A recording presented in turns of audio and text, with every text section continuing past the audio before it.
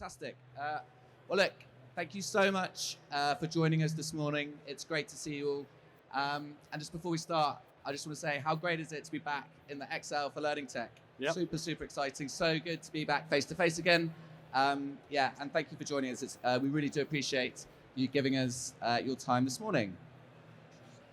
So we've got a really great session this morning, if I do say so myself. And we're going to be exploring the theme of how you, as L&D professionals, can utilize the widespread adoption of collaboration tools such as Microsoft Teams, Slack, Workplace, to put learning at the fingertips of the employees inside your organization. So for those of you that don't know me, my name is James. I'm the Customer Success Director at Go1, and I am delighted to be joined today by Scott, who's one of our senior account execs, and George, one of our customer success managers. Perfect. So Scott's going to kick us off this morning and provide a brief introduction to Go1 for those of you that are less familiar with what it is that we do.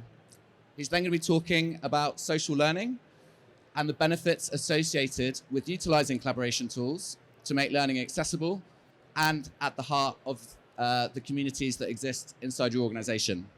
He's then going to hand over to George, who's going to walk us through a customer case study of a Go1 customer that did just that. There's going to be time for questions at the end. If we can't get through all of them, our stand is literally right there. So please do give us a visit. We would love to speak to you on the stand at some point and show you the sort of tools in action that we'll be talking about this morning. But that's it from me. Over to you, Scott. Thanks, James. So to introduce Go1, really, I wanted to first provide a bit of context as to the opportunity for digital learning. You know, the demand for digital learning has increased substantially, you know, whether that's an e-learning or a blended learning experience, and we've definitely seen that increase since the beginning of the pandemic. You know, in-person training at the moment is just not as cost-effective or as easy to arrange with people's schedules and busy workloads. So what L&D teams and businesses are facing now is to try and pull together a learning experience from multiple content providers and multiple sources for different topics to deliver relevant and personalized e-learning content across the organization in many different business units with different needs in their flow of work. So Go1 provides L&D teams with access to the world's largest library of curated e-learning content through one simple subscription. So you're able to curate a learning experience that's delivered by the best learning providers, many of whom are in this room, in the most engaging formats to fulfill the needs and skills gaps of every learner. Traditionally, this has required the sourcing and procurement of content from multiple providers, whilst really trying to get it to reside in one place. Now, if you add to that the complications of issues such as an increasing, fast-paced skills market and the increasing need for digital learning on demand in their workflow. So by sourcing all of your content from one provider, Go1 offers a simplified, faster, more cost-effective solution for the digital learning component of your learning strategy. Now, it's available in your current environment. We work with you to make it a seamless experience for you, your L&D teams, and your learners. Now, where all that learning sits is a big challenge for many. Typically, a learning management system is where learning lives. But some see that as just another system to log into, another bit of training potentially that has to go through on how to use it. So people have been asking, how about a social platform?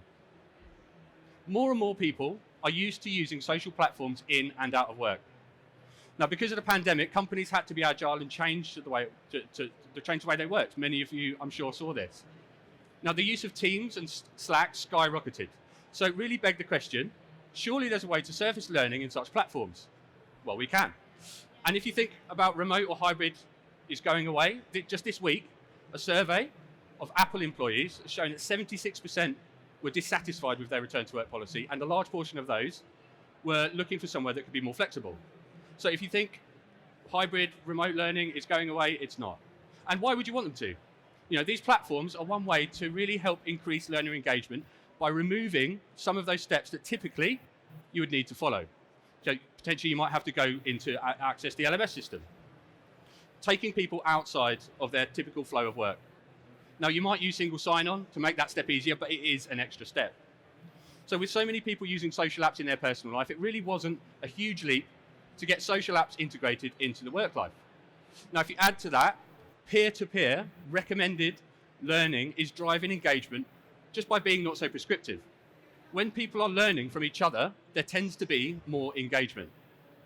Now, you may have also, this is many challenges that some of my customers talk about, is an internal process that requires requests to access learning. Now, you might need to find budget for that ad hoc piece of learning that you just don't have, and therefore it's a negative impact on your learner because they're not able to do that development piece. So the question we get asked a lot, how can our tech stack help create and engage communities of learning without any of those traditional blockers to access content and be able to report? What does a community of learning actually even mean? So to some, it just means being able to share learning in a simple way. Others want to be able to take content together, discuss, collaborate around the topic and the learning outcomes, essentially trying to replicate a classroom, but in today's hybrid world. Now, in the instance of Lumanity, setting up communities of learning and creating audiences with key champions in those audiences as drivers that can really help increase the engagement of learners in content organically. So, and also for administrators of systems, using social platforms creates other questions. How can you possibly have all these people take content and collaborate around it and it still be reported back into the system? Well, by linking your backend, it absolutely can. Now, I'm going to hand over to George to just discuss how this works for Lumanity. Hello, we got there in the end. Sorry about that, guys. Thanks very much for the intro and context, Scott. Just want to start by saying, unfortunately, Carole Moore, the Global L&D Director for Lumanity, can't be with us today. She was due to present with us, but she's sadly been called away to the States for a business trip. But James and I were joined last week by Carole on an LPI webinar to discuss a pretty similar topic as to the one we're talking through today. So if you are interested in Carole's view, you are able to surface that recording via the LPI. But to begin with, I want to paint a picture of Lumanity as an organization and to discuss how they came to partner with Go1. So Lumanity are a global organization of over 1,000 staff, and they represent a collection of research and healthcare consultancies. They have a diverse array of organizational functions and capabilities as a result of that size and breadth of organization. Carole herself joined Lumanity in early 2021, and she had the opportunity to grow a new global L&D team and put in place a global learning and development provision for her staff. The final point I just want to make here is that Lumanity were also unifying their tech stack across the organization. And the centerpiece of this was selected to be Microsoft Teams by their IT function. As a collection of services, Lumanity's tech stack was really varied. And the IT function recognized this and were looking at how they could unify their tech stack across the board. And as mentioned, the centerpiece of that was selected to be Microsoft Teams, a place obviously for their employees to collaborate and communicate while at work. So what came next? As mentioned, Carole joined Lumanity with a relatively blank slate. There was no consistent digital learning provision, and this was something that she wanted to provide to her learners and her population. So following on from the organizational overview that I've just discussed, I wanted to just also talk through a range of considerations that Carole had to make when selecting a digital learning vendor. Firstly, she had to consider her learner population. She knew the majority were digital natives, senior leadership were heavily populated with Gen X, and mid to kind of lower level managers were Gen Z or millennials. So the solution she chose had to fit those people. They're used to easy access to content on demand. Secondly, she spotted the opportunity to align her learning and development strategy to another function's strategy. Lumanity were unifying their tech stack, which was being led by IT, and Carole knew that by opting for a digital solution which could integrate with MS Teams, they'd both be able to benefit. And it would also probably help get budget sign-off. No surprise, the kind of third point here, given the nature of the industry and size of organization, Carole also had to consider a digital learning provider which had the breadth and depth to cater to a wide range of requirements, covering American state-specific legislation through to providing their teams the most up-to-date management training. Carole needed a solution, as I say, with breadth and depth that could speak to the individual learner, as well as give her learning and development function the coverage and support it needed.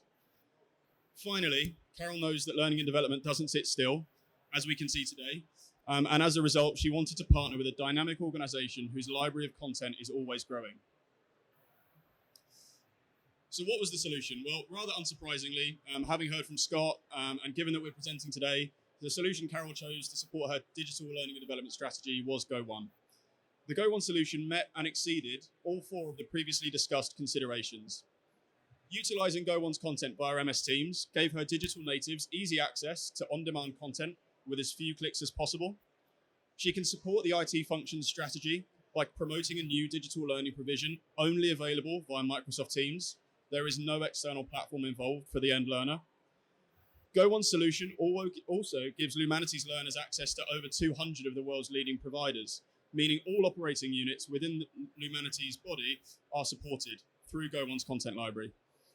And finally, as a content aggregator, Go1's library is always growing, which means that Carole is able to promote new content and new providers to stimulate her audience regularly. So we know that Go1 has met Lumanity's requirements, but what does the solution actually look like in practice? Well, in practice, the solution is shown on the right-hand side of this slide. As you can see, there are an array of teams within Lumanity's Microsoft Teams environment. I'm going to try and be careful about the amount of times I say teams in this section, but keep with me. And within each team, there are a variety of channels. In each channel, we're currently in the People Management channel, you can see the Learning tab. And this is one of the places that Go1's content exists within Microsoft Teams.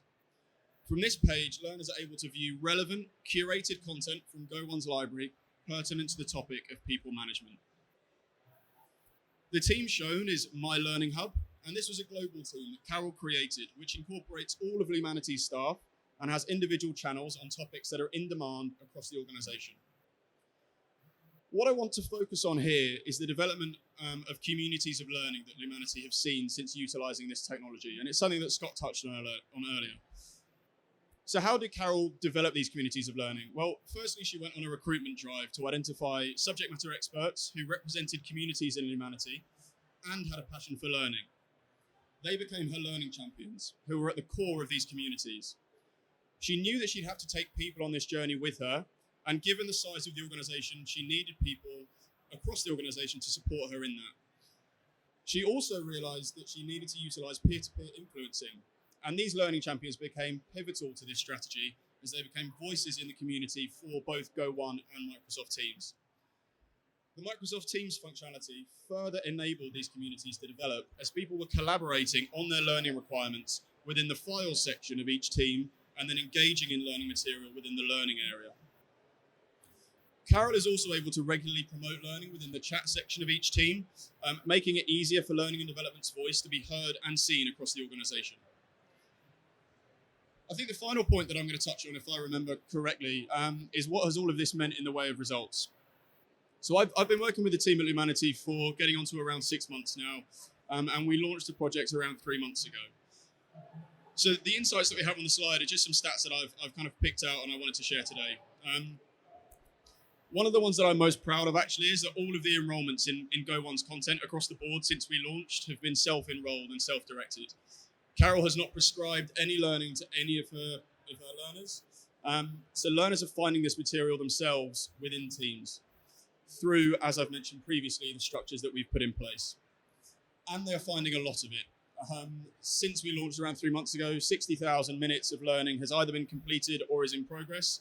And this is due to skyrocket over the next couple of months as we open up the solution to the rest of the organization. That rounds off our presentation this morning. We'd love to open the floor to any questions if we can. If there aren't any questions, please do come and have a chat. We are just over there, as James said. You can't really miss us.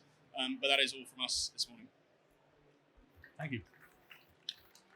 Were there any questions? No? No immediate? Oh, then we've got one.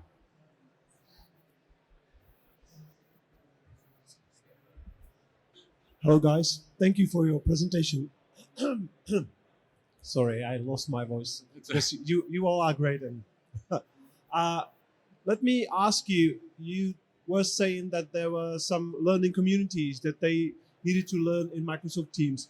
Did they need a community manager to, let's say, not force people, but inspire people to go into Microsoft Teams? Or it was just based on their demand, if you know what I mean? Yeah, so essentially to drive the adoption of the learning content, Carole was employing essentially champions. So they might be subject matter experts to really help drive the use of not just Teams, but the content within Teams. You know, they were using Teams as a normal workday sort of system anyway. So it wasn't so much driving the use within that, but it's making people aware of the extra functionality that you can have within Teams by having the learning tab. Actually, what can also be surfaced is the dashboard on the homepage of our learning management system within Teams. So they can view their learning that they've been taking, that they've not quite finished, or the things that are upcoming that have been assigned to them as well in a homepage within Teams. So there really is no need for that user to go into the learning management system. They can live within Teams. But actually, yeah, so these subject matter experts were absolutely key in driving that message, which we do see. Engagement in content generally can be a challenge for a lot of organizations. And so this is just one way in which we've been able to get that 100% of the learning that's been enrolled is self-directed by generating these communities. One more question. Thank you very much. One more question. Did they measure the impact of such self-generated or self-enrolled learning? George? I don't know if I'm on. James? We're having some real... Sorry about the tech issues. One for you to take that, George, I think. What's the question? Sorry, can you just repeat? Oh, Hello. I can't repeat the question because he's just... What were the success measures, George? Yeah. If they measured the impact of such a form of learning. So I think success is obviously a key thing that I knew people were going to ask about today. And the answer is Carole actually went into this project without putting any KPIs or success criteria in place. I don't think she really knew what she was expecting when she was putting this inside Teams. And it's a really new thing. I think from what I've seen today, I think we're probably the only organization that are supporting people doing this. And so as a result, we didn't put any metrics of success in. We are, and having spoken to Carole last week before this presentation today, we did discuss like, what are we going to do in the next 3 months? Because obviously that's required, right? And so it's something on the horizon, but it just isn't something that we've managed to do today. Hopefully, there is a conference coming up in a couple of months. Carole should hopefully be joining us for that. If any of you are able to make it, I think it's Festival of Work. So hopefully by then we'll have some metrics agreed and we might be able to present those insights back. So I just think, just adding on to that, I think the thing that we're most excited by the stats that we've been able to pull is the self-directed aspect. So traditionally, LMS, LXPs is very much push. Assigning content out, making it mandatory is a way traditionally, but seeing the level of self-directed learning shows that there's sort of true engagement, which has all been led by those sort of learning champions. So all of the content has been like peer generated. And that's our sort of hypothesis, really. And when companies are talking about building a learning culture, this is absolutely a way to build a learning culture. It's coming from within the organization. It's an organic thing that's been recommended peer-to-peer. It's not being prescriptive. And so if you're truly talking about building a learning culture, this is absolutely one of the ways to do it. Perfect. Any other questions from the floor? If not, the final thing to say is thank you so much for joining us this morning. We hope you have a fantastic conference. If you do have any further questions or you'd like to see our product in action, we are just here. So please do pop by, say hello. We'd love to see you all on the stand. But have a fantastic day, and thank you so much for joining us. Thank you.